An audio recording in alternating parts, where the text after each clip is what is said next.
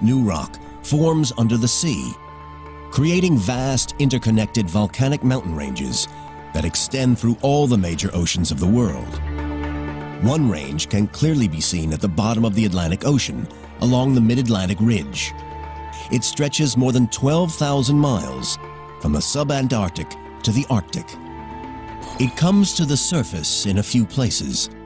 Iceland was created from volcanic lava bubbling up at the junction between the North American and Eurasian plates. It's one of the few places on Earth that one can actually see continents being pushed apart. We are watching here geological structures that you cannot really watch anywhere else. It's like a big textbook of geology. This is where the Earth's crust is being made. Pál Einarsson, professor of geophysics at the University of Iceland, monitors the mid-ocean ridge where the continental plates are splitting apart. The ridge in Iceland is almost 3 miles wide. On one side is the North American plate, on the other side, the Eurasian plate. The rift here grows as new rock forms at its center, pushing North America and Europe away from each other. The Atlantic Ocean widens, and the two continents drift apart. Eventually, the Atlantic could become as big as the Pacific. To measure how fast they're splitting, Einarsson takes global positioning system readings at specific points along the plate margin. We put the antenna right on top of the point, and then we can calculate the exact position of this point in the world with respect to the center of the Earth. Although the ridge appears calm and there's no magma rising to the surface, Einarsson's measurements show that the two continents are drifting apart by around an inch a year. So by the end of the century, Europe and America will be almost 8 feet further apart. The movement in Iceland is typical of the processes shaping the continents since their birth 4.4 billion years ago. It's part of the great cycle of the Earth's continents. The new crust, created at the mid-ocean ridge, moves away, cools, and eventually sinks back into the Earth. When the first proto-continents formed, there were several interconnecting tectonic plates, constantly bumping and grinding against each other, pushing the new land over the planet. Today, the Earth has over a dozen plates, some colliding together, some moving apart. They are powerful enough to move a continent the size of North America over 3,000 miles in 200 million years. That's 15 miles every million years. The Earth, 3.4 billion years ago, and plate tectonics pushes the proto-continents together. They combine to form ever larger tracts of land. Scientists suggest that cratons combine with other cratons to form a supercontinent, a huge continuous stretch of land. It's called Valbara. Scientists are unsure of its exact shape or size, as only a few pieces, like the craton in South Africa, still remain. But Valbara's days are numbered. A rising plume of heat is growing beneath it. It's about to rip the world's first supercontinent into pieces.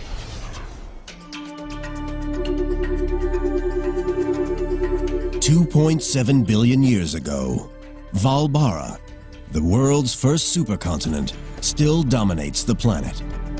But plate tectonics, powered by heat from the Earth's core, is about to split it apart.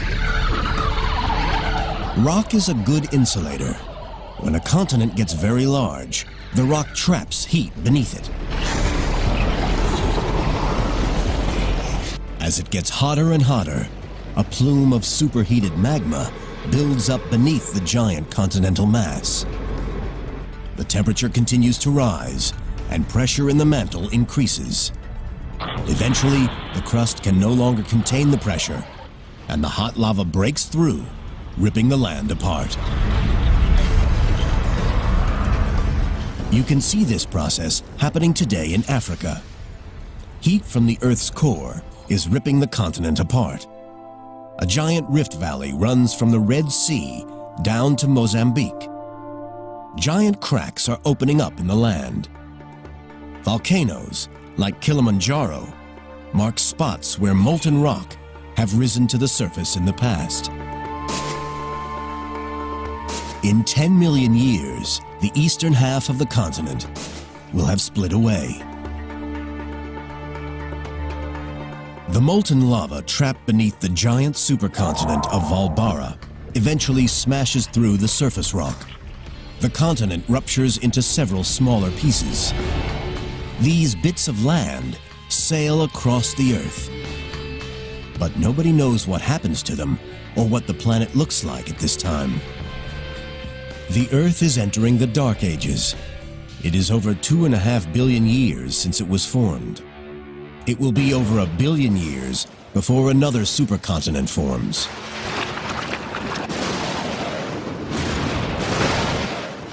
The Earth is entering a deadly cycle of destruction and rebirth. The theory of continental drift suggests that we go through cyclic phases of continental dispersion and then continental collision. And the continents then seem to move apart from one another and then collide with one another over a maybe 100 million year or more time scale.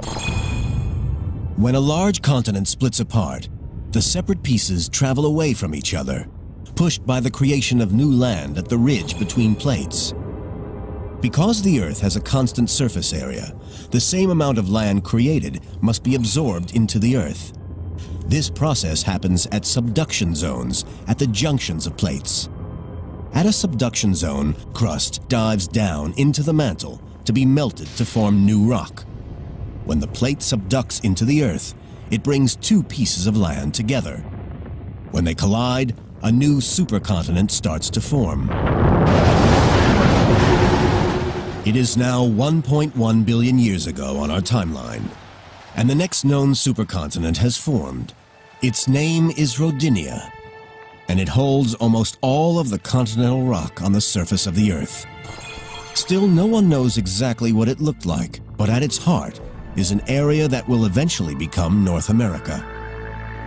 350 million years later, the cycle of annihilation and creation starts again as the buildup of heat beneath the surface of the Earth tears Rodinia apart.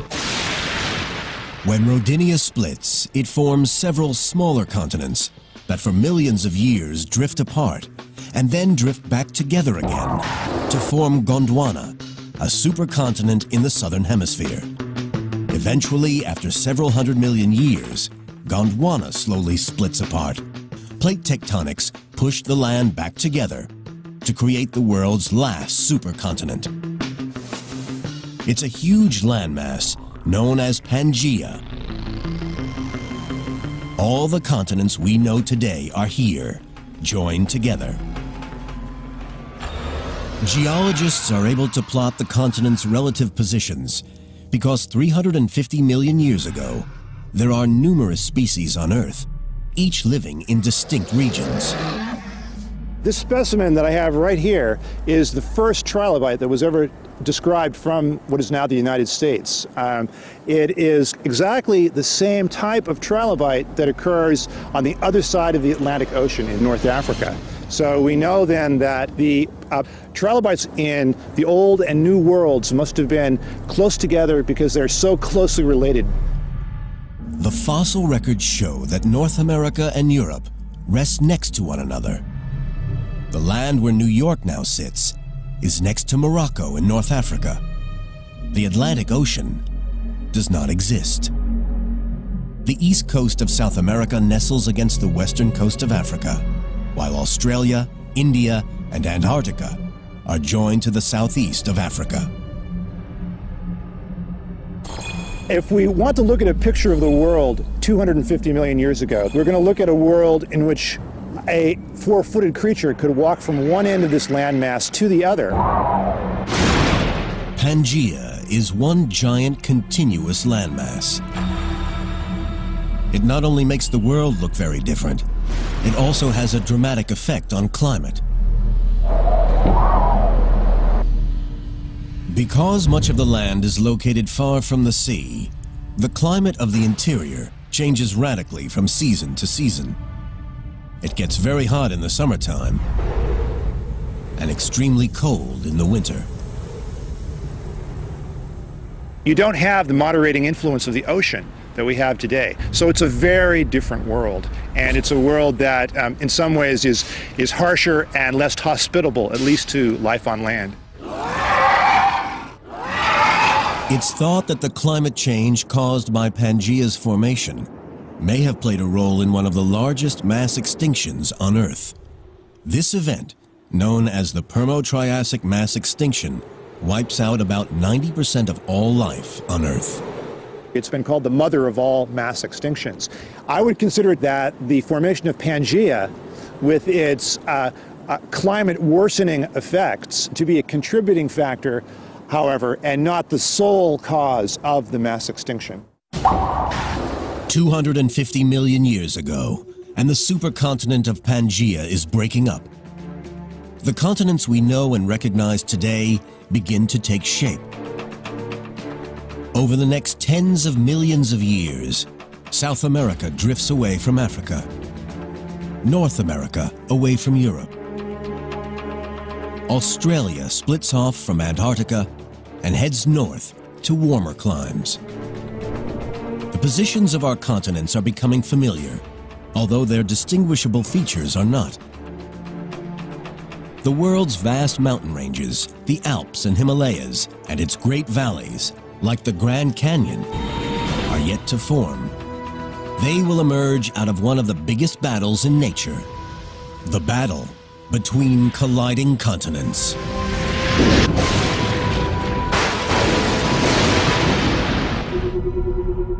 Earth, 100 million years ago.